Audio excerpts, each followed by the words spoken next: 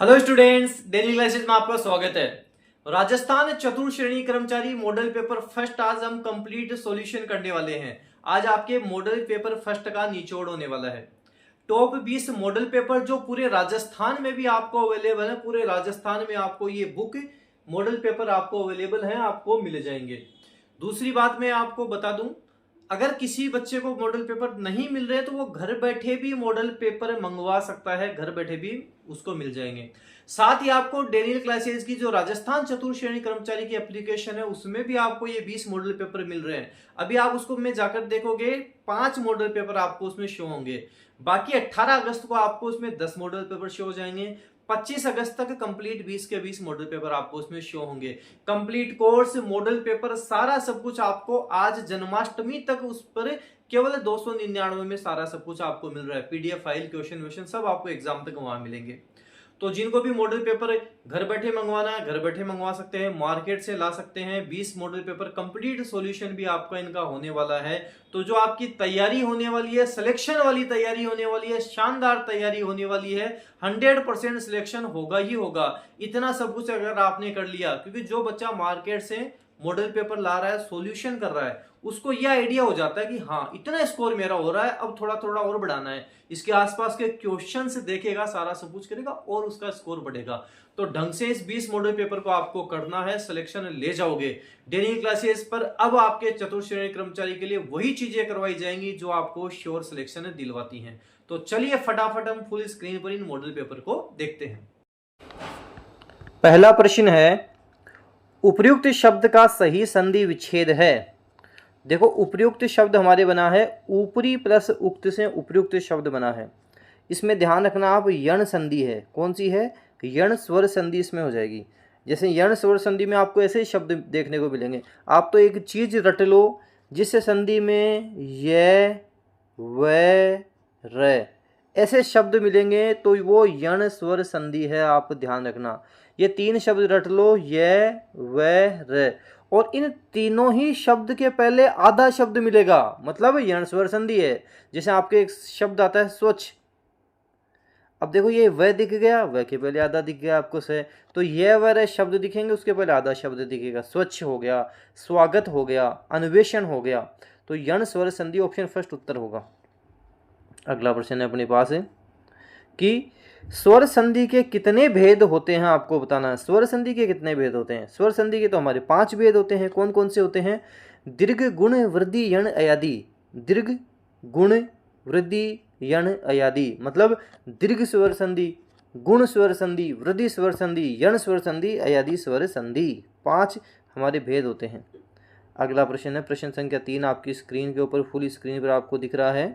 तो प्रश्न संख्या 3 अपने पास है कि सु उपसर्ग का प्रयोग नहीं हुआ है। आपको बताना है कि सु उपसर्ग, सु क्या उपसर्ग आपसे पूछा है। स्वस्थ शब्द कैसे बनेगा? सु प्लस अस्त से स्वस्थ बन जाएगा, और इसमें संधि कौन सी है? यण स्वर संधि है। एक आपने स्वल्य, इसमें भी हुआ है सु प्लस अल्य स्वल्य, इसमें भी सु का हुआ है। सुलेख, सु उपसर्ग है, सुलेख, इसमें भी हुआ।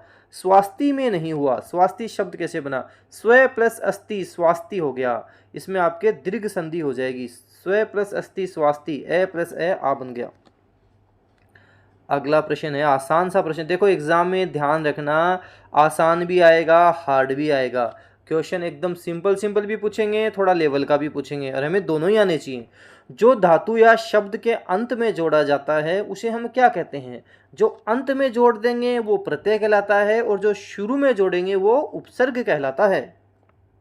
अगला प्रश्न है अपने पास, बड़ा ही शानदार प्रश्न है। एग्जाम में मिलने के आपके 99% चांस रहेंगे कि ये आपको मिल जाए। कमल का पर्यायवाची शब्द, कमल के पर्यायवाची शब्द काफ़ी होते हैं, इसलिए मिलने के चांसेस रहता है। जैसे सरोज होता है, जलज होता है, पंकज होता है, नीरज होता है, राजीव होता है, अरविंद होता है, इंदिवर, नलिन, उत्पल, सारंग, शतपत्र, पद्म, कंज, अब्ज, ये सारे कमल के पर्यायवाची शब्द होते हैं। देखो कोई भी शब्द होता है उसके लास्ट में जय लग गया, मतलब कमल का पर्यायवाची शब्द। जैसे जल, एक शब्द है जल, और लास्ट में मैंने लगा दिया जय। जय का मतलब होता है जन्म लेने वाला, तो जल में जन्म लेने वाला कौन हो जाएगा? कमल हो जाएगा। जैसे सरोज, सरय प्लस जय सरोज। पंकज, पंक हम कीचड़ को बोलते हैं। पंकज, ये आपकी बिंदी यहाँ लगाना, आप ये बिंदी गलत लगी हुई है इसमें, यहाँ लगेगी। जिसे पंकज, तो पंक किसको बोलते हैं? कीचड़ को बोलते हैं। कीचड़ में जन्म लेने वाला कौन हो गया? कमल हो गया, ध्यान रखना। तो जय लग गया लास्ट में, मतलब समझ जाना ये तो कमल का पर्यायवाची शब्द है। एक गुड़ाकेश देर का है, अपना उत्तर होगा, क्योंकि गुड़ाकेश तो अर्जुन का होता है। गुड़ा का प्लस ईश, गुड़ाकेश अर्जुन का होता है, शिव जी को भी बोलते हैं। समुद्र का पर्यायवाची शब्द नहीं है। आपकी व्याख्या में भी मैंने एग्जाम्पल में भी व्याख्या भी इनकी कर रखी है, उसमें भी आप देखना थोड़ा। समुद्र का पर्यायवाची शब्द कौन सा नहीं है आपको बताना है। तो हम बात करेंगे जलद नहीं है। जलद बादल का पर्यायवाची शब्द होता है। जलद किसका होता है? बादल। लास्ट में द लग गया, मतलब बादल। जैसे नीर हम बात करें, पानी को बोलते हैं। अब मैं इसको जय लगाऊंगा लास्ट में नीरज, तो ये तो किसका होगा? कमल का हो जाएगा। और इसमें नीर द लगा दूंगा तो ये बादल का शब्द हो जाएगा, बादल का हो जाएगा। जैसे एक शब्द होता है वारी, अब मैं वारिज लगाऊंगा तो कमल का हो जाएगा। और मैं इसको वारिद बोलूँगा, वारिद इसको मैं बोल दूंगा, लास्ट में द लगा दूंगा तो बादल का हो जाएगा। तो ये जलद, वारिद, नीरद ये किसके होंगे? बादल के पर्यायवाची शब्द होंगे। बाकी नदीश समुद्र का, उददी समुद्र का, अर्णव समुद्र का होता है। निम्नलिखित में से गलत विलोम शब्द कौन सा है आपको बताना है। कौन सा गलत है? इष्ट का अनिष्ट होता है, बिल्कुल होता है। छली निश्चल बिल्कुल होता है। सानुनासिक का निर्नुनासिक भी होता है, लेकिन ये एक आपके गलत हो जाएगा। उत्कर्ष, उत्कर्ष का अपकर्ष होता है। उत्कर्ष का अपकर्ष होता है। उत्कर्ष किसी को ऊपर की ओर खींचना, तो उत्कर्ष का अपकर्ष होता है। अर्वाचीन का विलोम शब्द बता दो। अर्वाचीन का सही विलोम शब्द क्या होगा?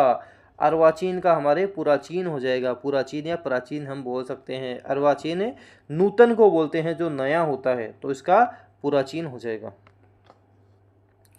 युयुत्सु का अर्थ है, युयुत्सु हम बोलते हैं जो युद्ध की इच्छा रखता हो, उसे हम युयुत्सु बोलते हैं। तो युद्ध की इच्छा रखने वाला क्या कहलाता है? युद्ध की इच्छा रखने वाला तो युयुत्सु कहलाता है। रट लेना ढंग से, अच्छे से इसको समझ लेना, एग्जाम के लिए बड़ा इंपॉर्टेंट आपके लिए होने वाला है। तत्सम शब्दों का मूल स्रोत क्या होता है? तत्सम शब्दों का मूल स्रोत हमारे संस्कृत होता है। क्या होता है? संस्कृत होता है।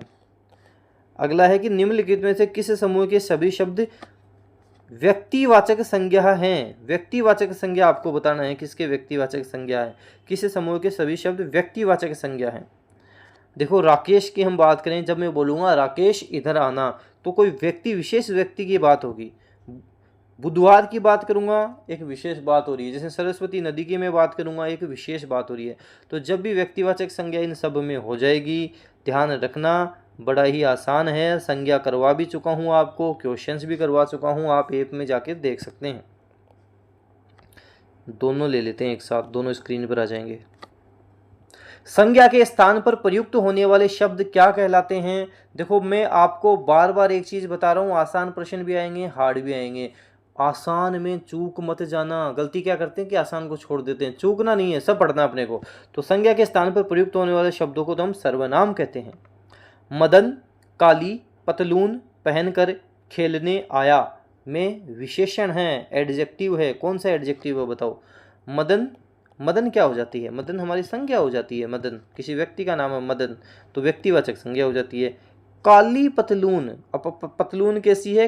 काली है, ब्लैक है, तो ब्लैक काली क्या होता है? एडजेक्टिव होता है। तो ये काली हमारा एडजेक्टिव हो जाएगा, ध्यान रखना। अगला प्रश्न है हमारे पास, प्रश्न संख्या 14। जिस विकारी शब्द प्रयोग से हम किसी वस्तु के विषय में कुछ विधान करते हैं, उसे हम क्या कहते हैं? उसे हम क्रिया कहते हैं, वर्ब कहते हैं, क्रिया कहते हैं। क्रिया के उस रूपांतरण को जिससे क्रिया के व्यापार का समय तथा उसकी पूर्ण अथवा अपूर्ण अवस्था का बोध होता है, उसे हम क्या कहते हैं? क्वेश्चन नंबर 15, उसे हम काल कहते हैं। उसे काल कहते हैं। दो प्रश्न अपने स्क्रीन पर ले लेते हैं, 16 और 17। किस क्रमांक में अशुद्ध शब्द है? यथेष्ट ठीक है, सही है। भुजंगिनी ये भी ठीक है।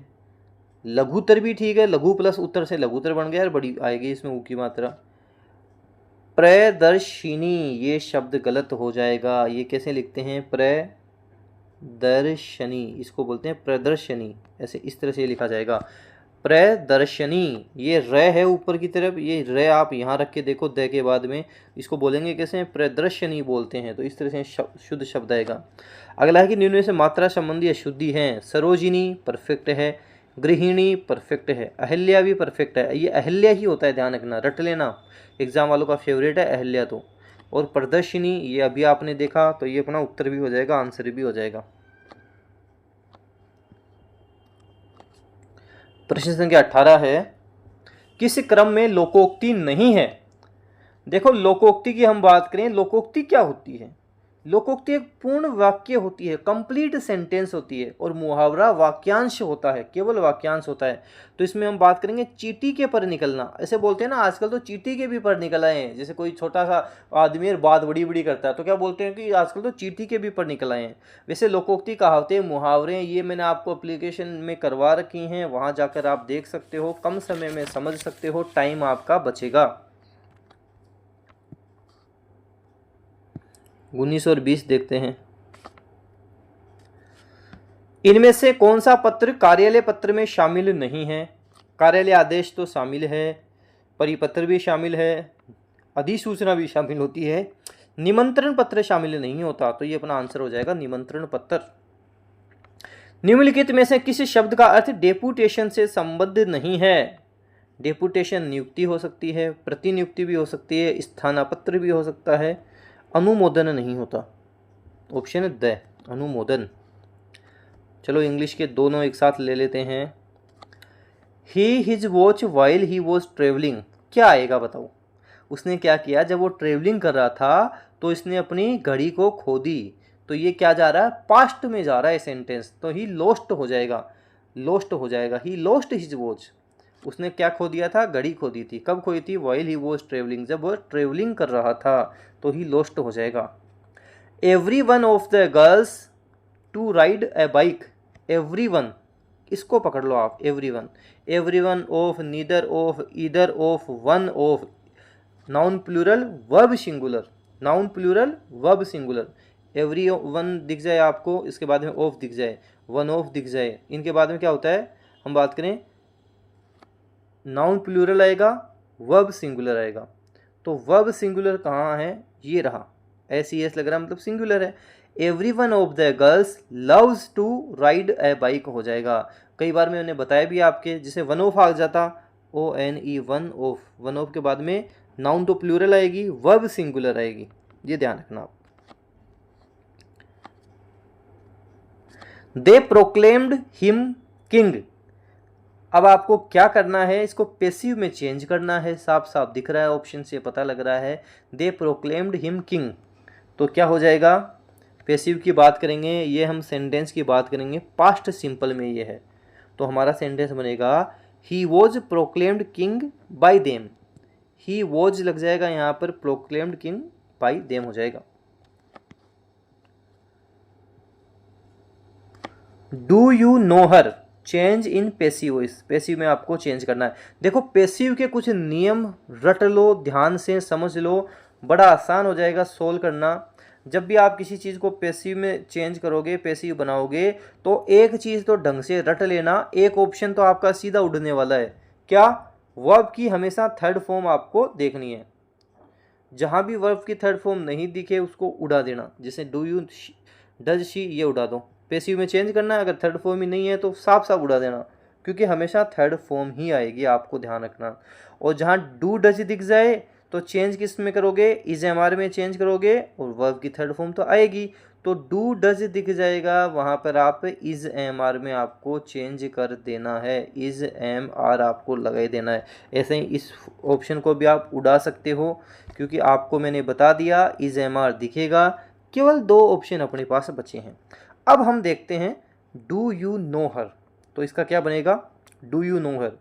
Are you known to her बनेगा, are you known to her हमारे पास हो जाएगा, क्योंकि ये हर है, इसके हिसाब से हम देखेंगे तो are you known to her perfect बैठेगा, सही बैठेगा। ऐसे हैं choose the correct reported form.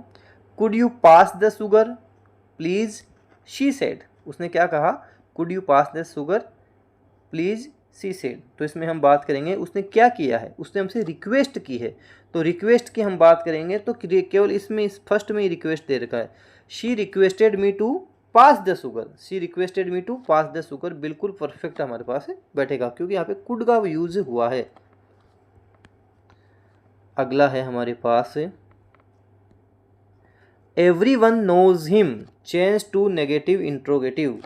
Change किस में करना है अपने को, नेगेटिव में, नकारात्मक, और इंट्रोगेटिव भी हो, प्रश्नवाचक भी हो। एवरीवन नोज हिम, उसको कौन जानता है, उसको तो सब जानते हैं। तो हम बोलेंगे who doesn't know him, who doesn't know him, question mark भी आ गया और एकदम परफेक्ट सेंटेंस भी बन गया, हु डजंट नो हिम। ये सारे सेंटेंस आप देखोगे ग्रामेटिकली हम बात करेंगे सारे रॉन्ग है। हु डजंट नो हिम बिल्कुल परफेक्ट बैठेगा।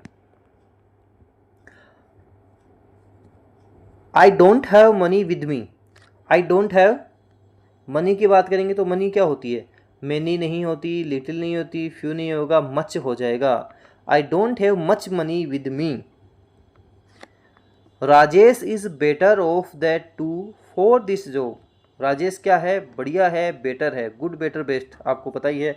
और जब हम बेटर की यहाँ पे बात करेंगे तो ये मोर मोस्ट तो वैसे ही नहीं आएंगे, ए लगेगा नहीं, केवल बचा आपके पास the. Rajesh is the better, Rajesh is the better of the two for this job, perfect होगा। The train leaves exactly 6 in the evening, क्या आएगा, the train leaves exactly at 6 in the evening, 8 आ जाएगा, at 6 in the evening. Some people eat their food their fingers, तो हम बात करेंगे some people eat their food with their fingers होगा यहाँ पे, ध्यान रखना, कई बार एग्जाम वालों का फेवरेट है, कई बार पूछा गया है।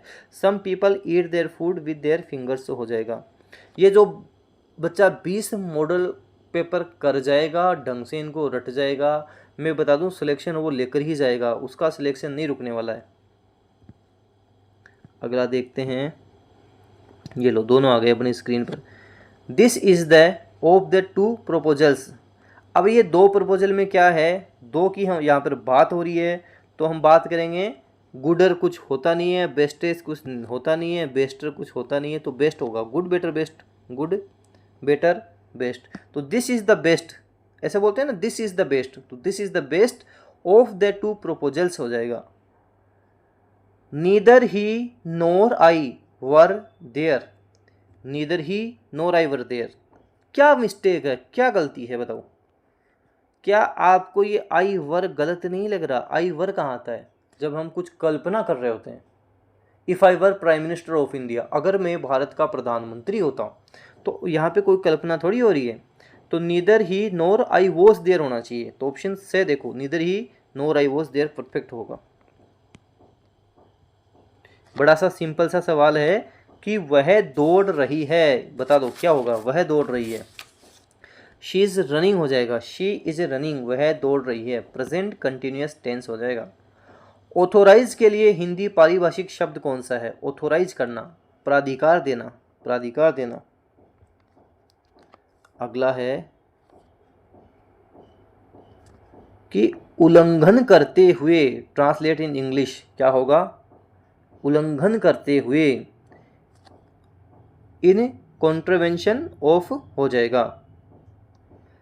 अगला प्रश्न है, दोनों ले लेते हैं एक साथ, दोनों आ गए, बढ़िया। किन वर्षों में संभागीय आयुक्त के पद को समाप्त और पुनर्स्थापित कर दिया गया था, बताओ कौन से वर्ष में किया गया था। 1962 में समाप्त किया गया था और 1987 में पुनर्स्थापित किया था। 1962 में मोहनलाल सुखाड़िया ने समाप्त कर दिया था, तो बोलना सुखाड़िया ने सुखा दिया था। और जोश जोश में पुनर्स्थापित किसने किया था, हरिदेव जोशी ने किया था। तो जोश जोश में बोलना पुनर्स्थापित किसने किया, हरिदेव जोशी ने किया था। वर्तमान में राजस्थान में कितने संभाग हैं, वर्तमान में 7 संभाग हैं, 7 संभाग हैं। अगला है कि विश्व में राजस्थान किस गोलार्ध में है। देखो हम बात करेंगे, विश्व की बात करेंगे, विश्व में राजस्थान किस गोलार्ध में स्थित, आप ध्यान रखना, जैसे ये वर्ल्ड हो गया, विश्व हो गया, राजस्थान की मैं बात करूँगा, हमारा राजस्थान लगभग यहाँ है। राजस्थान क्या, मैं इंडिया की बात कर लेता हूँ, इंडिया लगभग यहाँ है। तो ये कौन सी साइड हो गई, कौन सी दिशा हो गई, ये हमारे उत्तर पूर्व होगा तो उत्तर पूर्वी गोलार्ध में है। आप चाहे भारत की बात कर लो चाहे राजस्थान की, जब विश्व के सापेक्ष हम देखेंगे तो कौन सी दिशा हो जाएगी, हमारे उत्तर पूर्वी गोलार्ध हो जाएगा। तो ऑप्शन ब होगा सही, उत्तर पूर्वी गोलार्ध, बिल्कुल रट लेना। कुल भौगोलिक क्षेत्रफल की दृष्टि से देश में राजस्थान का स्थान, एरिया पूछा है, एरिया में हम कौन से स्थान पर हैं। एरिया की जब भी बात होगी हमारा राजस्थान आ जाएगा प्रथम स्थान पर, क्योंकि हमारा क्षेत्रफल टोटल एरिया कितना है 3,42,239 वर्ग किलोमीटर। वर्ग मील में पूछे तो 132 140 रट लेना, याद रखना। और ये है वर्ग किलोमीटर में, ये है वर्ग मील में। मतलब भारत का जो क्षेत्रफल की दृष्टि से सबसे बड़ा राज्य है वो राजस्थान ही है। राजस्थान का क्षेत्रफल 3,42,239 जो भारत के क्षेत्रफल का 10.41% है। ये भी आप ध्यान रखोगे, याद रखोगे। लेकिन जनसंख्या की दृष्टि से हम पहले स्थान पर नहीं हैं, आप ध्यान रखना। क्षेत्रफल की दृष्टि से हैं। जनसंख्या की दृष्टि से कौन है, उत्तर प्रदेश है। राजस्थान का क्षेत्रफल, देखो कुछ ऐसे प्रश्न भी होते हैं जो हमको एक बार देख लेने चाहिए, एग्जाम में पूछ लेता है। जैसे चतुर्थ श्रेणी कर्मचारी, इस तरह के एग्जाम में तो पूछे जाने के चांसेस ज़्यादा रहते हैं। तो राजस्थान का क्षेत्रफल निम्न यूरोपीय देशों में से किनके क्षेत्रफल के लगभग बराबर है। मतलब लगभग ऑलमोस्ट आपके बराबर है। राजस्थान का क्षेत्रफल निम्न यूरोपीय देशों में से किनके क्षेत्रफल के लगभग बराबर है। नॉर्वे के लगभग बराबर है, नॉर्वे के लगभग बराबर है। राजस्थान की पूर्व से पश्चिम तथा उत्तर से दक्षिण चौड़ाई दर्शाने वाली दोनों रेखाएं किस जिले में एक दूसरे को काटती हैं। एग्जाम में पूछा गया प्रश्न है, नागौर जिले में काटती हैं। कौन सा जिला हो जाएगा, नागौर हो जाएगा। राजस्थान की हम बात करें, उत्तर से दक्षिण 826 किलोमीटर लंबाई है और पूर्व से पश्चिम 869 किलोमीटर लंबाई है। जब आप इन दोनों में से घटाओगे, बोलते हैं कि राजस्थान की उत्तर से दक्षिण पूर्व से पश्चिम लंबाई के मध्य अंतर कितना है, 43 किलोमीटर का अंतर है। अगला पूछा कि श्री गंगानगर शहर श्री गंगानगर जिला क्षेत्र के किस भाग में स्थित है। तो ये हमारे उत्तर भाग में स्थित है। ये थोड़ा थोड़ा आप ध्यान रखना। राजस्थान के नक्शे पे निम्न में से कौन सा सुदूर दक्षिण में स्थित है। मतलब 4 ऑप्शन दे रखे हैं। वैसे तो आपको पता है दक्षिणतम बिंदु कौन सा है, बोरकुंड गांव, कुशलगढ़ तहसील, बांसवाड़ा है। लेकिन अब आपको इन चारों पॉइंट में से बताना है, एग्जाम में पूछा गया प्रश्न है आपको। तो जब हम राजस्थान के नक्शे की बात करेंगे तो राजसमंद हमारा उत्तर हो जाएगा। राजसमंद सुदूर दक्षिण में आ जाएगा अपने। अगला देखते हैं, राजस्थान के किस जिले में सर्वाधिक वार्षिक वर्षा होती है। देखो एक चीज समझ लेना, कभी एग्जाम में नहीं अटकोगे, इस तरह के प्रश्न गलत नहीं होंगे। पूछा जाता है कि राजस्थान का सर्वाधिक वार्षिक वर्षा वाला स्थान है। जब आपको स्थान बोलेगा आप आंसर करना माउंट आबू। क्या करोगे, माउंट आबू। जब आपसे पूछा गया जिला, जब भी जिले की बात आएगी झालावाड़ उत्तर करना, जिला झालावाड़ होगा।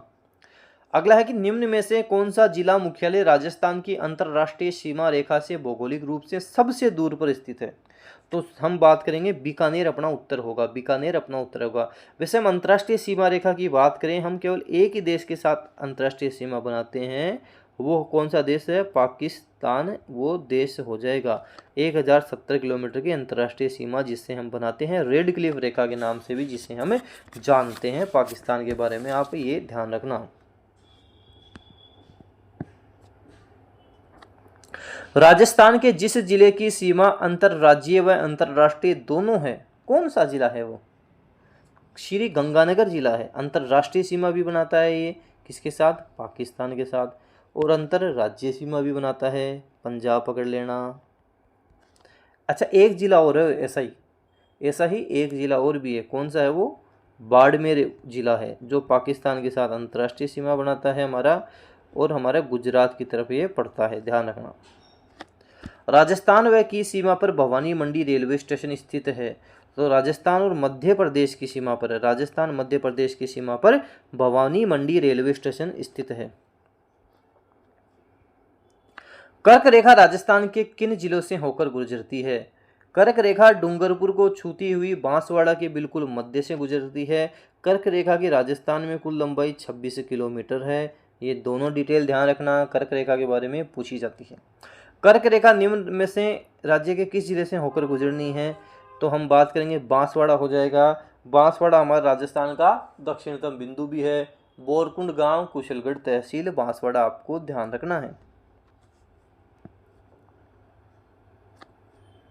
प्रश्न संख्या 49 है अपने पास। निम्नलिखित में से कौन सी तहसील राजस्थान के दक्षिणतम भाग में स्थित है? बता दो कौन सी है, 100% बता दोगे आप। कुशलगढ़ तहसील है। कौन सी है? कुशलगढ़ तहसील। बोरकुंड गांव कुशलगढ़ तहसील बांसवाड़ा। 21 जून को सूर्य राजस्थान के किस जिले में लंबवत चमकता है? कौन से में चलेगा लंबवत? बांसवाड़ा में, आपको ध्यान रखना, बांसवाड़ा में लंबवत चमकता है। एक पूछा जाता है सर्वाधिक आंधियां कौन से जिले में आती हैं? श्रीगंगानगर में आती हैं। एक पूछा जाता है कि न्यूनतम आंधियां किस जिले में आती हैं? झालावाड़ जिले में आती हैं, झालावाड़ में आती है। एक पूछा जाता है कि राजस्थान का नागपुर कहलाता है, झालावाड़। क्यों? सर्वाधिक संतरे कहाँ होती है? झालावाड़ में होती है। कौन सा जिला मुख्यालय शहर 70 डिग्री पूर्वी देशांतर एवं 74 डिग्री पूर्वी देशांतर के मध्य स्थित नहीं है? एग्जाम में पूछा गया प्रश्न है, मैंने कोई मन से इसको नहीं बनाया, तो आपको ध्यान रखना इस तरह के प्रश्न भी कई बार एग्जाम में हमसे पूछ लिए जाते हैं। तो पूछा है कि कौन सा जिला मुख्यालय शहर 70 डिग्री पूर्वी देशांतर एवं 74 डिग्री पूर्वी देशांतर। तो ये हम बात करेंगे, ये हमारा क्षेत्र लगभग पश्चिमी वाला क्षेत्र आ जाएगा। कौन सा नहीं है, हम बात करेंगे जिस तरह से हम राजस्थान का मैप देखते हैं, नक्शा देखते हैं, डूंगरपुर हमारा उसमें आ जाएगा, डूंगरपुर वाला क्षेत्र आ जाएगा, इसमें उदयपुर वाला क्षेत्र आ जाएगा, जालोर वाला क्षेत्र भी आ जाएगा। लेकिन जो हनुमानगढ़ है वो इधर सबसे ज़्यादा दूरी पे पड़ेगा, तो 70-74 के बीच में हनुमानगढ़ नहीं आएगा। किस जिले में सूरज की किरण सबसे पहले निकलती हैं? बताओ कौन सा जिला है जिसमें सूरज की किरण सबसे पहले निकलेंगे? जो सबसे ईस्ट में होगा, पूर्व में होगा, कौन सा है? धौलपुर है। राजाखेड़ा तहसील धौलपुर सिलावट गांव आपको ध्यान रखना है। तो ऑप्शन ब हमारा उत्तर होगा। राजस्थान राज्य की सीमा को स्पर्श करने वाले भारतीय राज्यों के नाम बता दो। क्या क्या नाम हैं? पंजाब है हमारे पास, पंजाब हो गया, हरियाणा हो गया, यूपी हो गया, एमपी हो गया, गुजरात हो गया। ये हमारे कितने हो गए टोटल? 5 हमारे पास हो जाएंगे, 5 ऑप्शन ब। 100 द्वीपों का शहर एग्जाम वालों का फेवरेट है, बांसवाड़ा रट लेना। 100 द्वीपों का शहर कहलाता है, बांसवाड़ा कहलाता है। राजस्थान को प्रमुख भौतिक विभागों में कितनी बार बांट सकते हैं? मुख्यतः हम राजस्थान को जब भौतिक विभागों में बांटते हैं 4 भौतिक विभागों में बांटते हैं। पहला हमारे पास होता है पश्चिमी रेतीला प्रदेश, दूसरा अपने पास होता है अरावली पर्वतीय प्रदेश, तीसरा अपने पास होता है पूर्वी मैदानी भाग, और चौथा अपने पास होता है दक्षिण पूर्वी पठारी प्रदेश। 4 भागों में बांटते हैं। बेणेश्वर का मेला डूंगरपुर जिले के किस स्थान पर लगता है? नेवटापुरा गांव डूंगरपुर में लगता है, जिसे हम आदिवासियों का कुंभ कहते हैं। लगता कब है? ये माघ पूर्णिमा को लगता है, माघ की पूर्णिमा को ये मेला लगता है। सोम माही जाखम नदियों का संगम होता है, जिसे त्रिवेणी संगम भी कहते हैं। अगला प्रश्न है अपने पास है कि राजस्थान के निम्न में से किस क्षेत्र में सीताबाड़ी का मेला आयोजित किया जाता है? सहरिया जनजाति का कुंभ सीताबाड़ी मेला 12 का मतलब हो गया हाड़ौती, क्योंकि हाड़ौती क्षेत्र कौन सा है? कोटा बूंदी झालावाड़ 12, ये वाला क्षेत्र हाड़ौती क्षेत्र है। अगला है कि निम्न में से कौन सा मेला गलत सुमेलित है? गलत देख लेते हैं भाई साहब कौन सा है। हम बात करेंगे केला देवी का मेला करौली, परफेक्ट है। शीतला माता का मेला चाकसू जयपुर, परफेक्ट है। चार भुजा का मेला उदयपुर, बिल्कुल परफेक्ट है। कपिल मुनि का मेला तो कोलायत बीकानेर में लगता है, कार्तिक पूर्णिमा को लगता है। तो हमारा सही आंसर, सही उत्तर हो जाएगा ऑप्शन द गलत हो जाएगा। अगला देखते हैं क्वेश्चन संख्या 59 देखते हैं। कोलायत का वार्षिक मेला राजस्थान के किस शहर में आयोजित किया जाता है? कोलायत अभी बताया ना, कपिल मुनि का मेला कोलायत बीकानेर, ऑप्शन फर्स्ट है। अच्छा, बादशाह का मेला कहाँ लगता है? बादशाह का मेला पूछे ब्यावर में लगता है। इसमें जो बीरबल का मयूर नृत्य होता है, मोर नृत्य, वो बड़ा प्रसिद्ध होता है। प्रसिद्ध घोटिया अम्बा का मेला राजस्थान के किस जिले से संबंध है? बांसवाड़ा से संबंधित है, बांसवाड़ा से। अच्छा, एक बार एग्जाम में पूछा जाता है कि जौहर मेला कहाँ लगता है? जौहर मेला राजस्थान के केवल एक ही जिले में जौहर मेला लगता है, उसका नाम है चित्तौड़ चित्तौड़गढ़, चित्तौड़गढ़ के दुर्ग में जोहर मेला लगता है, आपको ध्यान रखना है।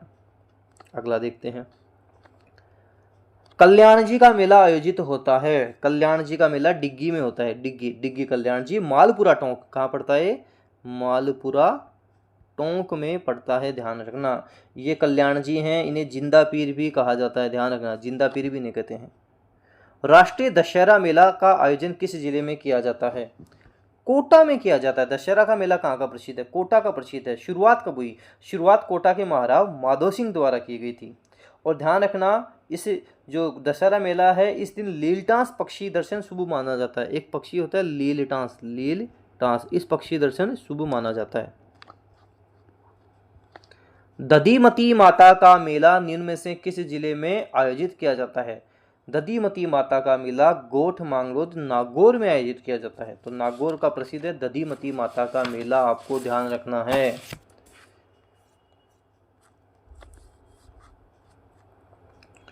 फूलडोल उत्सव मनाया जाता है, कौन मनाता है, राम स्नेही पंथ द्वारा मनाया जाता है, राम स्नेही पंथ। जयपुर में तीज की सवारी किस महीने में निकाली जाती है। तो जयपुर में जो तीज की सवारी निकलती है वो श्रावण के महीने में निकलती है, श्रावण शुक्ल तृतीया को निकलती है। कब निकलती है, श्रावण की शुक्ल तृतीया को, तृतीया इसको निकलती है, ध्यान रखना। हरियाली तीज जिसे हम कहते हैं। अच्छा, एक बड़ी तीज भी मनाई जाती है, बड़ी तीज। बड़ी तीज कहाँ की प्रसिद्ध है, ये बूंदी की प्रसिद्ध है, बड़ी तीज बूंदी की प्रसिद्ध है, जिसे कजली तीज भी कह देते हैं, सातुड़ी तीज भी हम कह देते हैं, बूंदी की प्रसिद्ध है, ये ध्यान रखना।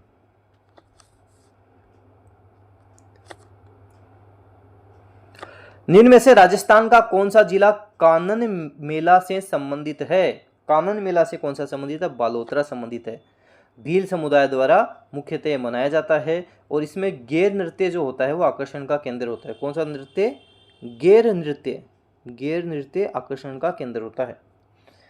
बादशाह का मेला कहाँ पड़ता है, ब्यावर में पड़ता है। कहाँ पड़ता है, ब्यावर में बादशाह का मेला पड़ता है। कब बढ़ता है, पूछा जाएगा कि ब्यावर में बादशाह का मेला कब बढ़ता है। चैत्र कृष्ण प्रतिपदा को बढ़ता है, चैत्र की कृष्ण प्रतिपदा को बढ़ता है, ध्यान रखना। धुलंडी के दिन की बात है जिसमें टोडरमल की सवारी निकाली जाती है। जल झूलनी एकादशी का मेला लगता है, चित्तौड़गढ़ में लगता है। जल झूलनी एकादशी का मेला कब लगता है, हम बात करें प्रतिवर्ष भाद्रपद शुक्ल एकादशी जल झूलनी एकादशी को मंडफिया चित्तौड़गढ़ में सांवलिया जी का भी मेला आपको ध्यान रखना है, जल झूलनी एकादशी को ही लगता है। सांवलिया सेठ कहाँ है, मंदिर कहाँ है, चित्तौड़गढ़ में स्थित है। निम्न में से कौन सा युग्म सुमेलित नहीं है। परशुराम महादेव का मेला रेवासा सीकर में लगता है क्या, नहीं लगता। कहाँ लगता है, पाली में लगता है। तो बादशाह ब्यावर ठीक है, लालदास जी का मेला धौलीधूप ठीक है, माता कुंडलानी का मेला राशमी ठीक है। इधर निम्न में से कौन सा युग्म सही नहीं है। तेजाजी का मेला तो नागौर में लगता है, ये सही नहीं है। बेणेश्वर का मेला डूंगरपुर परफेक्ट है। रामदेव जी का मेला जैसलमेर ठीक है। लखी मेला करौली ठीक है। उदयपुर में स्थित एकलिंग जी के मंदिर का निर्माण किस महाराणा के समय हुआ था।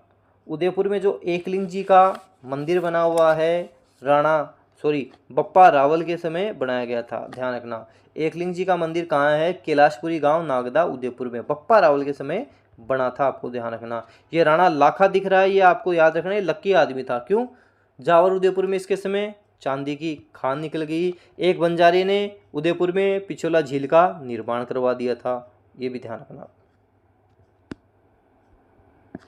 मेवाड़ का मुक्तिदाता किसको कहते हैं।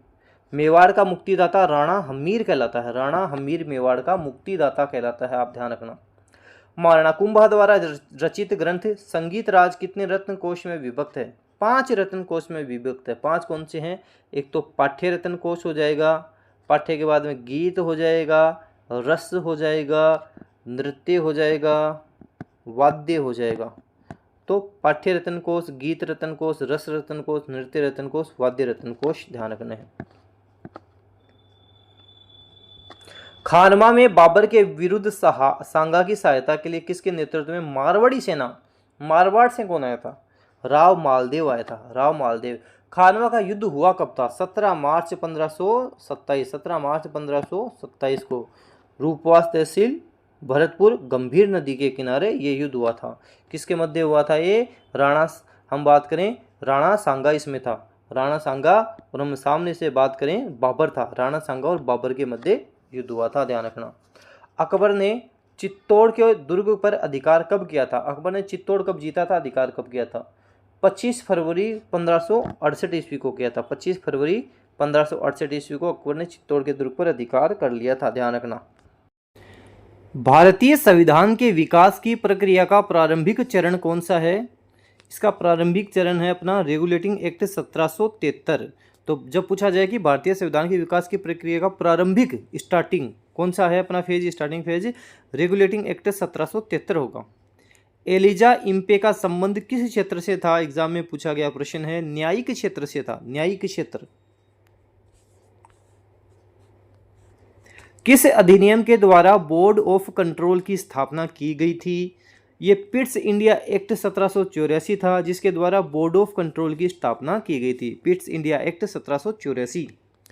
1813 के अधिनियम ने निम्नलिखित के उन्मूलन का प्रारंभ किया। किसका प्रारंभ किया?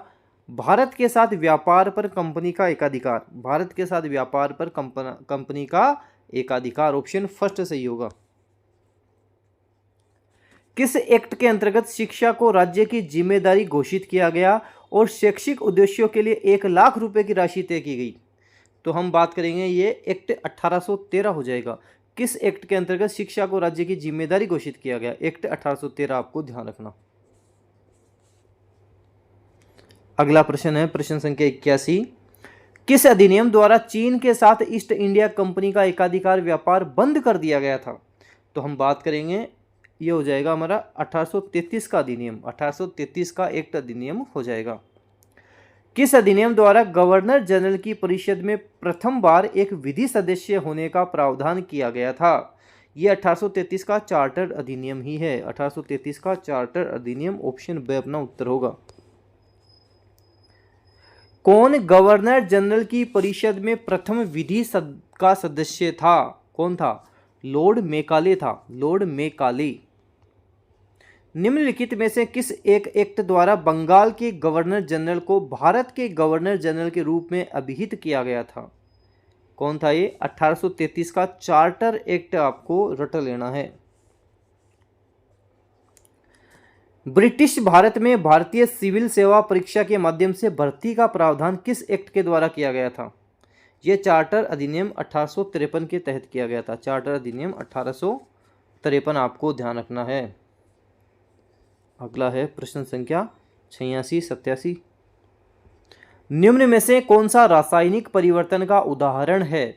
देखो, भौतिक परिवर्तन और रासायनिक परिवर्तन थोड़ा सा आप देख लेना कि जो भौतिक परिवर्तन होगा उसमें जो पदार्थ होता है उसका रूप बदलता है, लेकिन जो रासायनिक परिवर्तन होता है इसमें संरचना समान रहती है, आपको ध्यान रखना है। जैसे भौतिक परिवर्तन होगा पदार्थ का रूप बदलेगा लेकिन उसकी रासायनिक संरचना समान रहेगी और रासायनिक पदार्थ में नया पदार्थ बन जाएगा। जैसे हम कोई भी बात करेंगे किसी चीज़ में नया पदार्थ बन रहा है तो वो रासायनिक परिवर्तन है, जब भी नया पदार्थ बन जाएगा रासायनिक परिवर्तन होगा।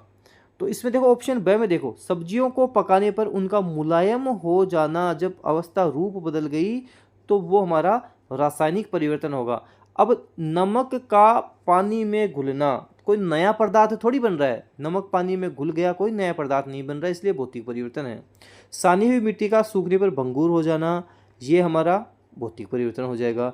प्रिज्म से गुजरने पर श्वेत प्रकाश का 7 रंगों में विभक्त हो जाना, ये भी हमारा भौतिक परिवर्तन होगा और ये हमारा रासायनिक परिवर्तन होगा। रासायनिक परिवर्तन का मोटा मोटा क्या होगा, नया पदार्थ बनेगा। जैसे लोहे के जंग लगता है तो क्या होता है, नया पदार्थ बनता है, तो जहाँ नया पदार्थ बन गया वहाँ पे हमारा रासायनिक परिवर्तन हो गया। जैसे हमने रात को दूध जमा दिया, दही बन गया, तो ये रासायनिक परिवर्तन हो गया क्योंकि नया पदार्थ वहाँ पे बन गया है। कौन सा भौतिक परिवर्तन का उदाहरण है? इसमें चारों में आप देखोगे कागज जलेगा, नया पदार्थ बनेगा, ये तो नहीं है। जंग लग गया, लोहे के जंग लगेगा, आपको पता है लोहे के जंग लगने से क्या होता है, लोहे का भार भी बढ़ जाता है, नया पदार्थ बन गया, ये भी नहीं है। चांदी का काला हो गया, नया पदार्थ बन गया, ये भी नहीं है। पानी का उबलना भौतिक परिवर्तन हो जाएगा। निम्न में से कौन सा भौतिक परिवर्तन है? लकड़ी के लट्ठे को छोटे टुकड़ों में काटना। अब लकड़ी के कोई लट्ठे हैं उसको छोटे टुकड़े में हम काट रहे हैं, क्या चेंजेस आया? कोई नया पदार्थ नहीं बना, तो हमारे पास भौतिक परिवर्तन हो जाएगा। लेकिन अगर लकड़ी जल रही है तो नया पदार्थ बन रहा है, भौतिक परिवर्तन, रासायनिक परिवर्तन होगा। फल पक गए, नया पदार्थ बन गया, जैसे कोई कैरी है, कच्चा आम जिसको बोलते हैं, पक गया, अब आम बन गया, नया पदार्थ बन गया। भोजन का पकना या भोजन को पकाना, ये क्या है? रासायनिक परिवर्तन है। अगला प्रश्न है प्रश्न संख्या 89 कि निम्न में से कौन सा एक रासायनिक परिवर्तन नहीं है? लोहे में जंग लगेगी, बिल्कुल रासायनिक परिवर्तन हो जाएगा, लोहे में जंग लगना, तो ये तो हमारा रासायनिक है। मैग्नीशियम रिबन का दहन, ये भी रासायनिक परिवर्तन है। मोमबत्ती का जलना भी है, मोमबत्ती का पिघलना भौतिक परिवर्तन है। देखो मोमबत्ती का ध्यान रखना, मोमबत्ती जब जलेगी तो रासायनिक परिवर्तन है, क्योंकि मान लो ये मोमबत्ती है, अब ये जल रही है, जलने से क्या हो रहा है? रासायनिक परिवर्तन हो रहा है। मोम पिघल रहा है, नया पदार्थ नहीं बन रहा है, ये भौतिक परिवर्तन है। ये कई बार एग्जाम में पूछा गया है, रिपीटेड है। कौन सा रासायनिक परिवर्तन है? प्रश्न संख्या 90। अब तो रट गए होंगे आपके, जैसे अभी मैंने बताया दूध से दही जमाना, क्या होगा? नया पदार्थ बनेगा। बीकर में जल उबल रहा है, भौतिक परिवर्तन है। केला छील रहे हो, भौतिक परिवर्तन है। एल्यूमिनियम पन्नी को काट कर उसके टुकड़े कर रहे हो, क्या हो गया? भौतिक परिवर्तन है, नया पदार्थ नहीं बन रहा। और दूध से दही जमाओगे तो नया पदार्थ बनेगा। 19 फरवरी 2025 को देश के 26वें मुख्य चुनाव आयुक्त कौन नियुक्त किए गए हैं? ज्ञानेश कुमार नियुक्त किए गए हैं, ज्ञानेश कुमार। 20 फरवरी 2025 को दिल्ली की नई मुख्यमंत्री बीजेपी की मुख्यमंत्री बन गई, नई मुख्यमंत्री बीजेपी की बन गई, ध्यान रखना। शालीमार बाग से जो विधायक हैं, रेखा गुप्ता, रेखा गुप्ता। 27 फरवरी 2025 को भारतीय प्रतिभूति और विनिमय बोर्ड सेबी का नया अध्यक्ष किसे बनाया गया है? तो सेबी का हम नया अध्यक्ष की बात करेंगे तो तुहिन कांता पांडे हो जाएंगे, तुहिन कांता पांडे। किसके? सेबी के, security and exchange board of India. प्रश्न संख्या 94 है कि राष्ट्रीय मानवाधिकार आयोग का नया अध्यक्ष 30 दिसंबर 2024 को किसे नियुक्त किया गया? तो हम बात करेंगे न्यायमूर्ति वी रामा सुब्रमण्यम को किया गया है। मोटा मोटा अक्टूबर 2024 से आपके हम बात करें अगस्त तक, अगस्त भी आधा ही मानना, लगभग 15 अगस्त तक मान लेना आप, यहाँ तक का करंट अफेयर आपसे पूछा जाएगा। अक्टूबर 24 से 15 अगस्त तक का करंट अफेयर एग्जाम में आएगा। 18 दिसंबर 2024 को एक देश एक चुनाव विधेयक पर विचार करने के लिए गठित संसद की संयुक्त कमेटी जेपीसी का अध्यक्ष किसे बनाया गया है? पीवी चौधरी को बनाया गया है, पीवी चौधरी। राष्ट्रीय महिला आयोग की नई अध्यक्ष अक्टूबर 2024 में किसे बनाया गया? राष्ट्रीय महिला आयोग की नई अध्यक्ष बन गई हैं विजया किशोर रहाटकर, विजया किशोर रहाटकर। भारत के पहले एआई विश्वविद्यालय के कुलपति कौन हैं? तो हम बात करेंगे प्रोफेसर साइमन मार्क हो जाएंगे, साइमन मार्क या साइमन मैक इन्हें हम कह सकते हैं। यूनिवर्सल एआई यूनिवर्सिटी के पहले ये कुलपति हैं। अगला है अपने पास कि 25 जुलाई 2022 को देश की 15वीं और दूसरी महिला राष्ट्रपति कौन बनी है? सदाबहार प्रश्न एग्जाम में पूछे जा सकते हैं आपसे। द्रौपदी मुर्मू आपका नाम ध्यान रखना। कब बनी थी? 25 जुलाई 2022 को बनी थी। कौन से नंबर की? 15वीं। कौन सी महिला? दूसरी महिला, दूसरी महिला राष्ट्रपति आपको ध्यान रखना है। हमारे पास हो जाएगी द्रौपदी मुर्मू। भारत सरकार के थिंक टैंक नीति आयोग का नया उपाध्यक्ष 1 मई 2022 को डॉक्टर सुमन के बेरी को बनाया गया। देखो मैंने वो सारे प्रश्न लिए हैं जो एग्जाम में बन सकते हैं, तो ऐसे ध्यान रखना है, इस तरह के प्रश्न को भी आपको ध्यान रखना है, सदाबहार प्रश्नों को ध्यान रखना है। विश्व आर्द्रभूमि दिवस 2 फरवरी को देश के कितने नए स्थलों को रामसर स्थलों की सूची में शामिल किया गया? 4 नए स्थलों को शामिल किया गया है। अब टोटल अपने पास 89 स्थल हो गए हैं। 4 में से 2 हमारे पास कर्नाटक के और 2 हमारे पास हैं तमिलनाडु के। राजस्थान की हम बात करें तो एक तो अपने पास केवलादेव घना पक्षी अभ्यारण्य हमारे पास हो जाएगा, एक अपने पास सांभर झील हो जाएगा। कुछ कंप्यूटर के बारे में बात कर लेते हैं। आपसे पूछा गया है कि ऑब्जेक्ट की प्रॉपर्टीज में एक्सेस करने के लिए यूज की जाने वाली माउस टेक्निक को क्या कहते हैं? राइट क्लिकिंग कहते हैं। मतलब जैसे आप इस तरह से आप कंप्यूटर में राइट क्लिक करोगे, इस तरह से आपको ये ओपन होगा, नीचे नीचे आपको प्रॉपर्टीज दिखेगी। तो ऑब्जेक्टिव प्रॉपर्टीज में एक्सेस करने के लिए यूज की जाने वाली माउस क्लिकिंग क्या है? राइट क्लिकिंग है। डेटा को सूचना में प्रोसेस करने के लिए किस उपकरण की आवश्यकता पड़ती है? और उसमें इंटीग्रेटेड सर्किट होते हैं। क्या होते हैं? इंटीग्रेटेड सर्किट जिसमें होते हैं। तो हम बात करेंगे। ये हमारे पास CPU हो जाएगा। क्या हो जाएगा? CPU, central processing unit, CPU हो जाएगा। जब पॉइंटर पर पोजीशन किया जाता है तब इसका आकार हाथ जैसा हो जाता है। हाइपर लिंक पर आप करोगे, देखना इसका आकार हाथ जैसा हो जाएगा। हाइपर लिंक पर इसको पोजीशन करोगे तो आकार हाथ जैसा हो जाएगा। ड्रम प्रिंटर प्रकार के प्रिंटर का एक उदाहरण है। तो ड्रम प्रिंटर की हम बात करें, लाइन प्रिंटर। ड्रम प्रिंटर किस प्रकार के प्रिंटर का उदाहरण है? लाइन प्रिंटर का उदाहरण है। ऑप्शन फर्स्ट सही होगा। आपके कंप्यूटर में निम्नलिखित में से कौन सा मेमोरी को दर्शाता है? रैम दर्शाता है। रैम में क्या होती है? Memory, random access memory, RAM, random access memory. एक होता है रोम। रोम में होता है रीड ओनली मेमोरी। जैसे अब आप कंप्यूटर को जब ऑन करते हो ना, तो ऑन करते हो तो कुछ ऐसे अक्सर से चलते रहते हैं, नाम से चलते रहते हैं, वो होते हैं आपके रोम में होते हैं। वो किस में होते हैं? रोम में होते हैं। और एक रैम होती है रैंडम एक्सेस मेमोरी, ये होती है रीड ओनली मेमोरी, रोम। अब कुछ हम बात कर लेते हैं आपके गणित की। थोड़ी देर अपन बढ़ेंगे गणितज्ञ। गणित के बारे में जो जो सवाल हैं वो सारे अपन देखते हैं, सारे अपन करते हैं। एक सेकंड, पेंसिल को मैं कोशिश कर रहा हूँ ये छोटी हो जाए, इससे हो जाएगी छोटी। अब ठीक है। अब ठीक है।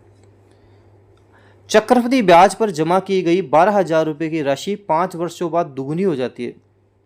20 वर्षों बाद यह कितनी हो जाएगी? कुछ नहीं करना, ऐसे सवालों में तो पेन भी उठाना नहीं पड़ता है। देखो सीधा साधा बोला है कि 5 वर्ष बाद ये क्या हो जाती है? 2 गुणी। 2 गुणी का मतलब 2 का स्क्वायर 1।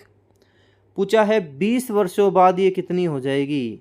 20 वर्षों बाद कितनी हो जाएगी? कितने का फर्क आ रहा है? 5 को भाग दो 4 का, 4 का आ रहा है, तो 2 गुणा 4 कर दो, मतलब 2 की क्यूब 4 कर दो, तो 2 गुणा 2 गुणा 2 गुणा 2, 2 दूनी 4, 4 दूनी 8, 2 दूनी 4, 4 दूनी 8 दूनी 16, 16 आ गया। क्या आ गया? 16। तो आप 12,000 गुणा 16 कर दो। 12,000 कहाँ से आए? ये 12,000 रुपये की राशि गुणा 16 कर दो, अपने पास आंसर आ जाएगा 1,92,000, जो हमारा उत्तर होगा।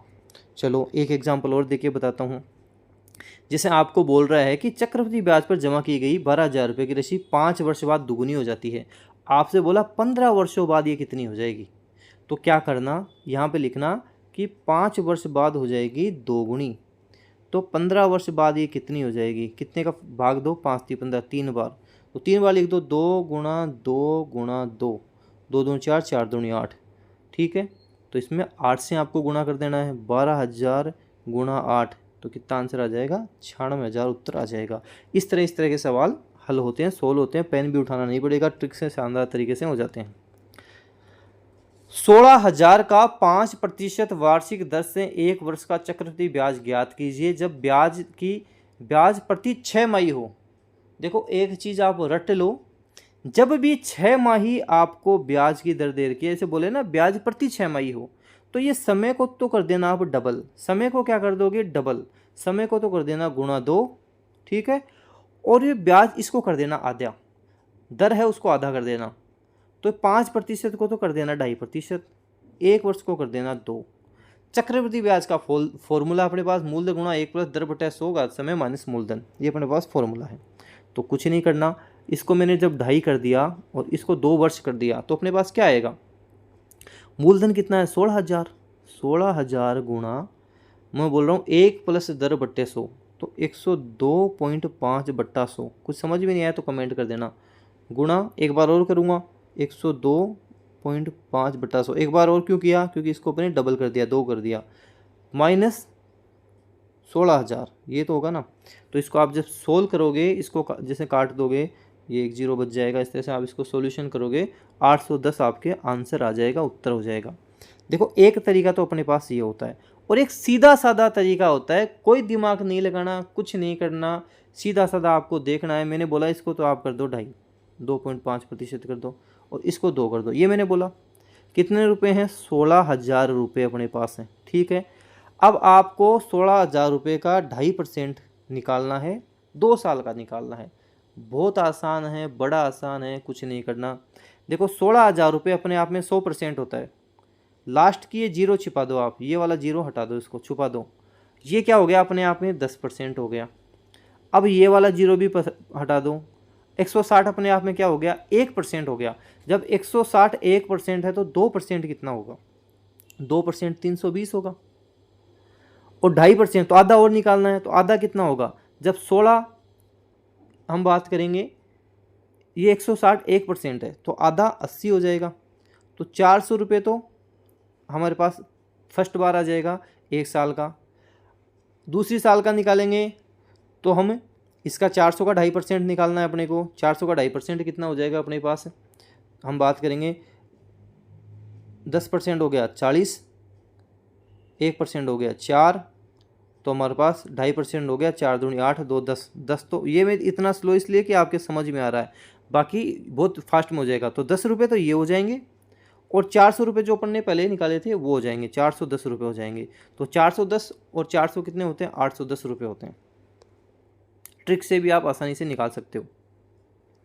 एक व्यक्ति ने 10 रुपये में 11 पेन खरीदे और उन सभी पेनों को 11 रुपये में 10 पेन के भाव से बेच दिया, उसका लाभ प्रतिशत बताओ। देखो ये तो पक्का पता लग रहा है कि लाभ ही होगा, क्यों, एक व्यक्ति ने 10 रुपये में तो 11 पेन खरीदे और 11 रुपये में 10 पेन बेच दिए। मतलब आप सोच के देखो कि आप 10 रुपये लेकर गए, 11 पेन आपने खरीद लिए, और क्या किया, 11 रुपये में, मतलब 1 रुपये तो जेब में ही आ गया ना आपके, और 10 ही पेन बेचे, 1 पेन भी बच गया, तो लाभ ही हुआ है। ऐसे सवालों को कैसे करते हैं, ऊपर लिखना खरीदे, क्या लिखना, खरीदे, और नीचे लिखना बेचे, ठीक है।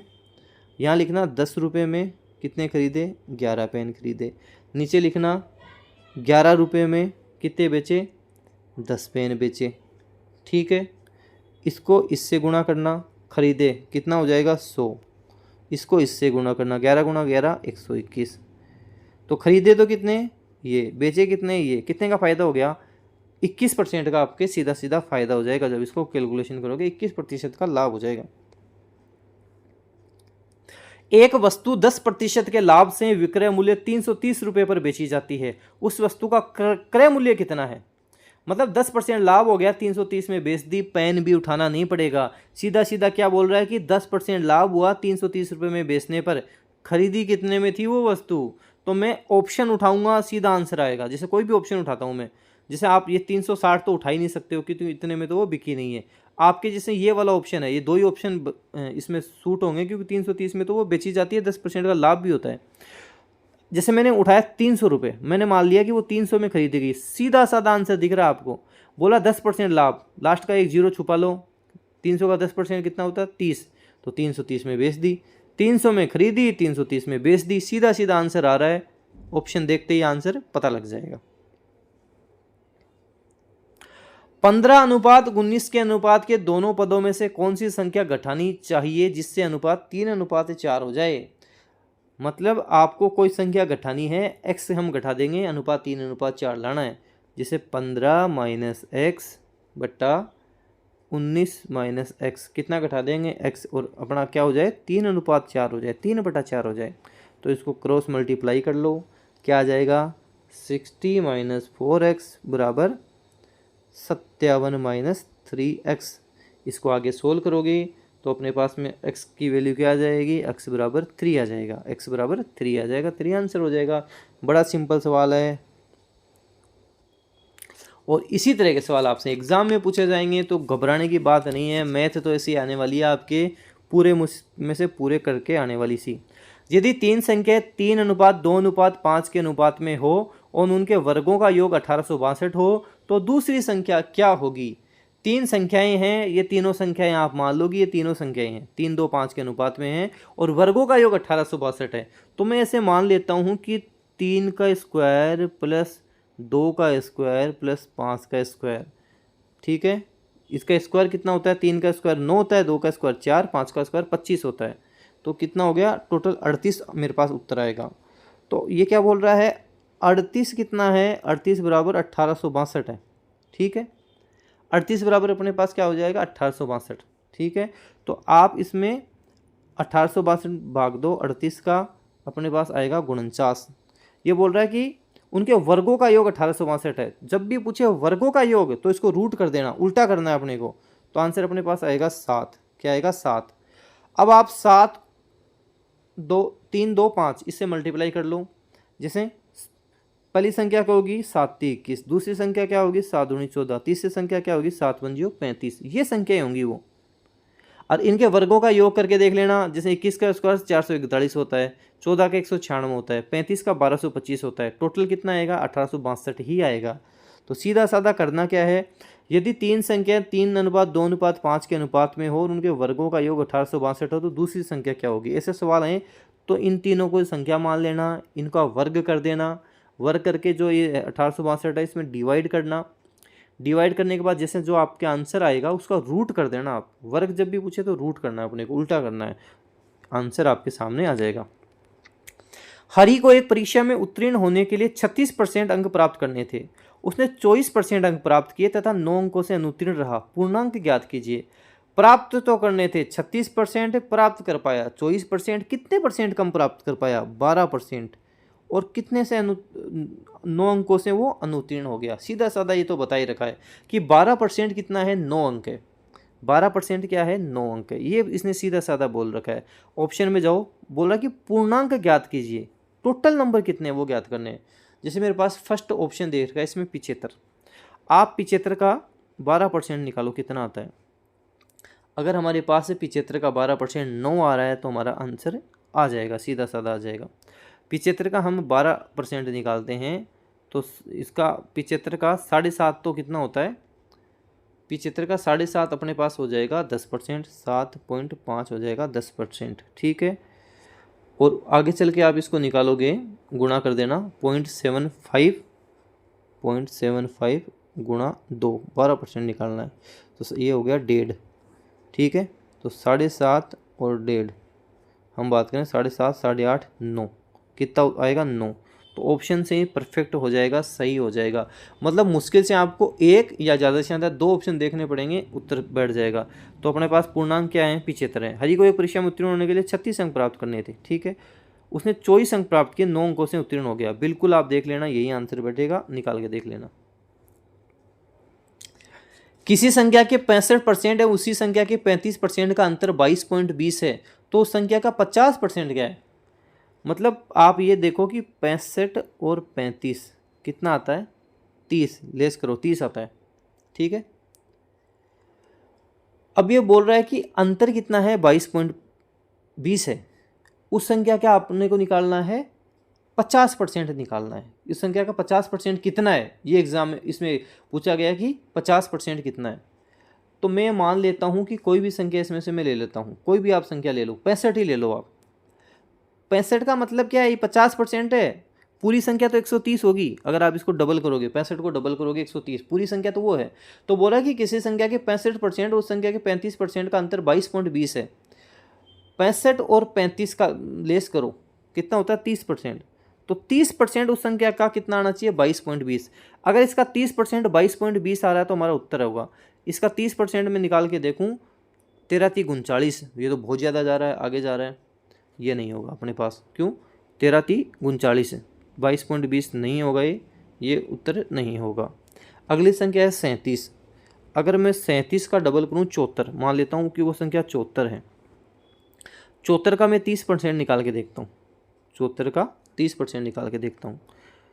पॉइंट लगा दो बीच में, पॉइंट लगाते ही 10% हो ही जाता है अपने पास। 4 3 12 7 3 सिर्फ 22, ये 22.20, ये लो सीधा सीधा आंसर अपने पास आ गया। तो 37 50% है, 74 उसका पूरा हो जाएगा। मैं क्या बताऊँ, एक संख्या देखोगे उससे आप समझ जाओगे कि ये तो ज़्यादा जा रही है कम जा रही है, थोड़ा सा कॉमन सेंस लगाओगे उत्तर बैठ जाएगा।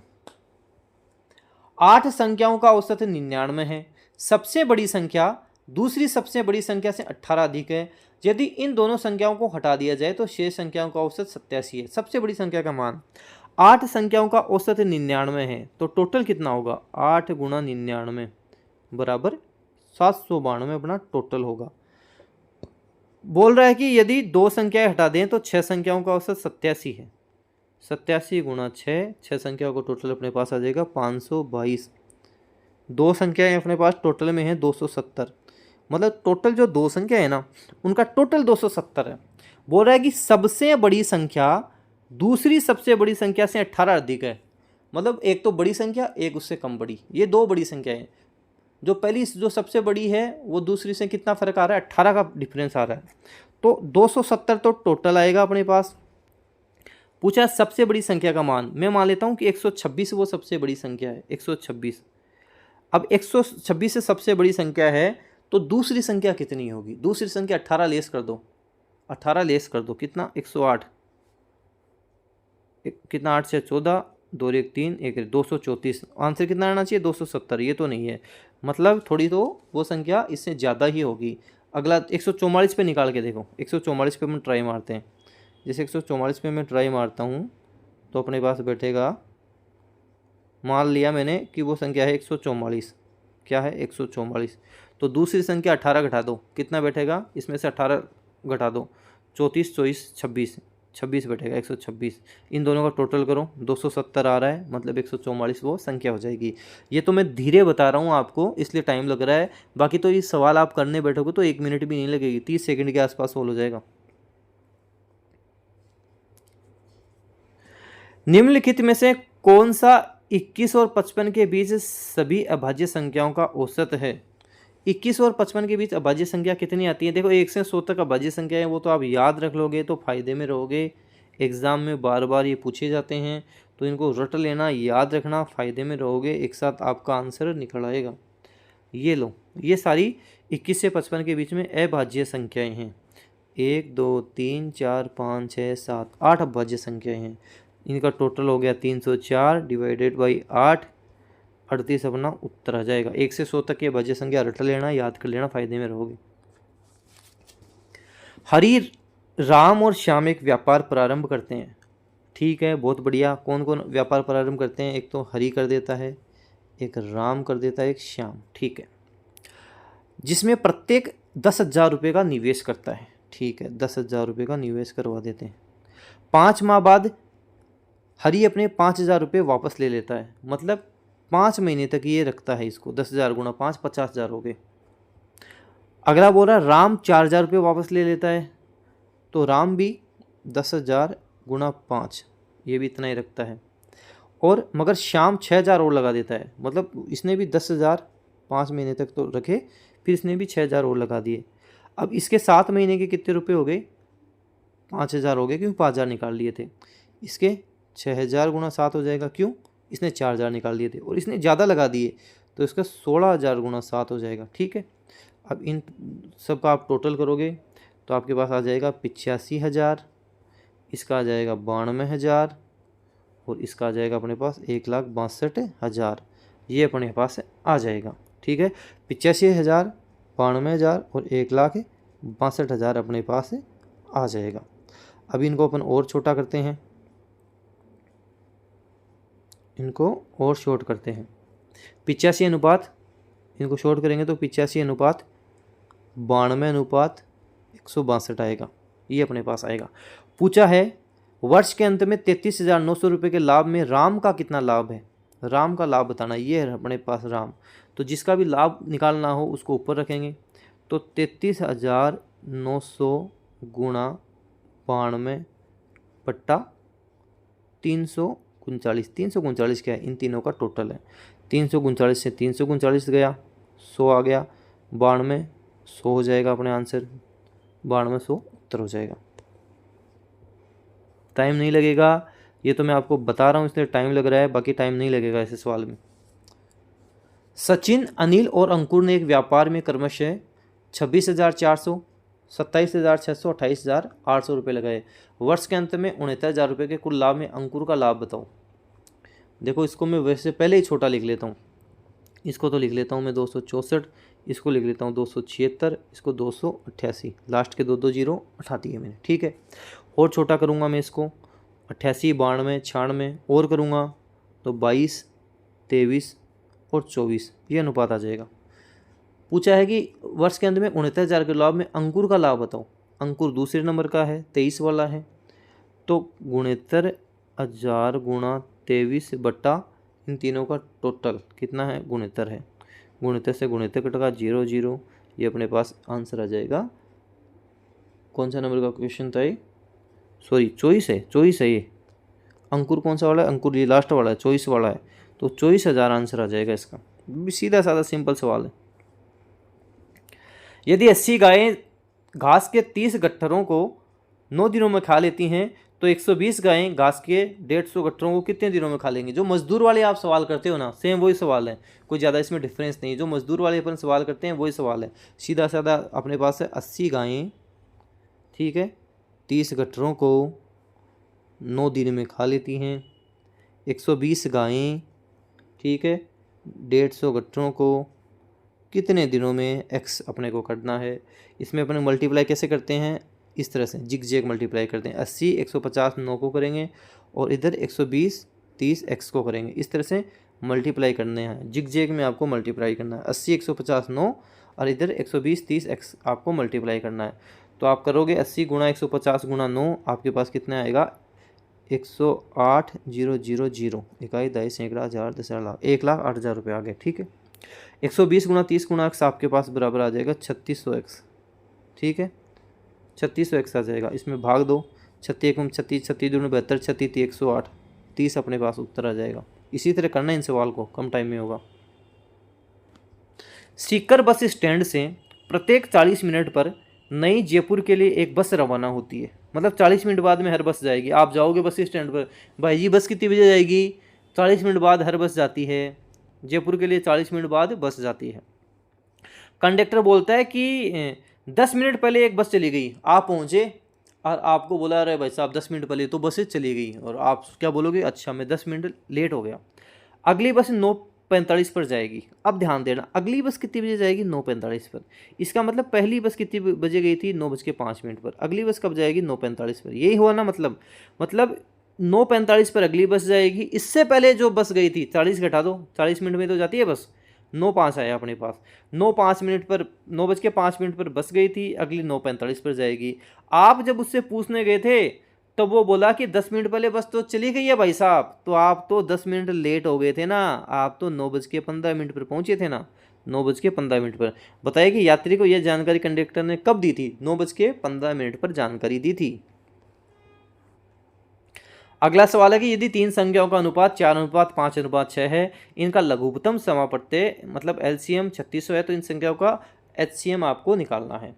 एलसीएम दे रखा है, एचसीएफ आपको निकालना है। हम कैसे निकालते हैं, एलसीएम बराबर एचसीएफ आपके 4:5:6, इस तरह से अपने निकल जाएगा। तो हम बात करेंगे 4:5:6। इसको जब आप निकालोगे 4 5 6, इसको आप जैसे निकालोगे 2 दूनी 4 5 6 3 दूनी 6, इस तरह से टोटल करोगे तो अपने पास क्या आ जाएगा 2 2 3 5, इस तरह से अपने पास होगा 5 15 15 दूनी 30 30 दूनी 60 60 अपने पास आ जाएगा। कितना आएगा 60, ठीक है ना। सीधा साधा करना क्या है, कुछ नहीं करना। अपने पास ये दे रखा है 3600, यहाँ पे 3600 अपने पास पहले से दे रखा है। तो हम बात करेंगे 0 से 0 गया, 6 से 60 अपने पास सीधा साधा उत्तर आ जाएगा। दिमाग ज़्यादा लगाना ही नहीं है, 60 अपने पास आंसर आ जाएगा, 60 उत्तर आ जाएगा। तो ये मॉडल पेपर फर्स्ट हो गया अपना। 120 क्वेश्चंस हो गए। कहीं कोई दिक्कत कोई समस्या आप कमेंट बॉक्स में कमेंट कर सकते हो। कहीं भी कोई भी दिक्कत आ रही है कि सर मेरे को यहाँ तो बार बार दिक्कत आती है, इसके बारे में कुछ बताना, वो भी आपको बताया जाएगा।